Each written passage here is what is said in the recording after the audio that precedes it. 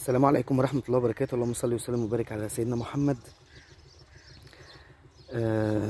هنتكلم عن الفل. كتير قوي الايام دي بينزلوا يشتروا فل من المشاتل، بيقول لك الفل ضعيف، الورق اصفر، الشجرة مطلعة زهر ومش مديها ورق. طيب هما المفروض انا لو جايب شجرة واشتريت شجرة فل من المشتل، نوعا ما الاهتمام بيها في المشتل ما بيبقاش قد كده، لانه معظم المشاتل مهمتها انتاجه بس، او يهمهم ان هم ينتجوا بس، مش يطلع مثلا شجره فل بالمنظر ده كده، شجره متقلمه ومتسمده ومترعيه، لا يهمه انتاج. فبتطلع الشجره، ممكن تبقى الشجره بالشكل ده. فاحنا بنيجي على كل الفروع الضعيفه الرفيعه اللي زي كده ونقص، ندي مساحه للنموات الجديده اللي تطلع، لان ده الورق القديم. الفل يعتبر من متساقطات الاوراق، بس ما بيوقعش ورقه كله في الشتاء، ممكن يوقع 70% من الاوراق، وباقي الاوراق بتاعته بيحتفظ بيها. طيب بيحتفظ بيها، الورقه بتفضل بالمنظر ده كده وبتكبر قوي، وبيبقى شكلها مش كويس خالص، وممكن تبقى متخرمه زي كده او متبهدله.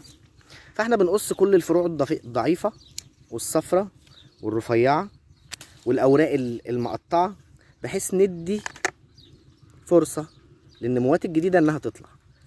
يعني انا كده مثلا الشجره اهي معايا، او عندي شجره ما اتقلمتش في الشتاء وما اتقلمتش في دخله الربيع، ممكن اقدر اقلمها الايام دي. فانا بربي الشجره على فرع او فرعين اساسيين زي دي بالظبط كده. يعني الشجره دي اهي عمرها فوق ال10 سنين، انا مربي على 3 فروع او 4 فروع اساسيين، وبقلم واقص من فوق علشان اربي الشجره تبقى بالشكل ده.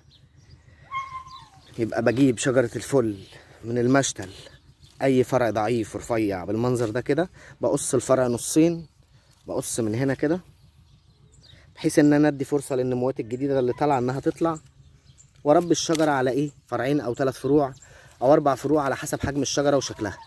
وبقص كل الاطراف المحروقه، بحيث ان انا هندل شكل الشجره واديها فرصه تطلع ورق جديد، بما اننا في موسم نشاط. يبقى انا بمسك الشجره، اقلم الفروع الضعيفه والرفيعه، وربي على فرع او فرعين في الشجره او 3 فروع على حسب الفروع اللي موجوده، وبقصقص الورق الناشف والضعيف والتالف والاصفر، وابتدي اشتغل على النبات هيومك مره كل شهر، والمركب المتوازن مره كل 15 يوم، سواء رش على الاوراق او في الري. طيب الناس اللي بتقابل برضو مشكله ان الشجره الورق اصفر مصفر شويه، وفي اصفرار شويه في الورقه مش نضره زي كده، تبقى مصفره شويه. طيب انا بحط مع الهيومك حديد، بدي هيومك وحديد مره كل شهر، والمتوازن بيكون مره كل 15 يوم. وطبعا ما بنساش حته المكافحه، ان انا لازم ارش مبيد حشري على الاقل مره في الشهر للوقايه. السلام عليكم ورحمه الله وبركاته.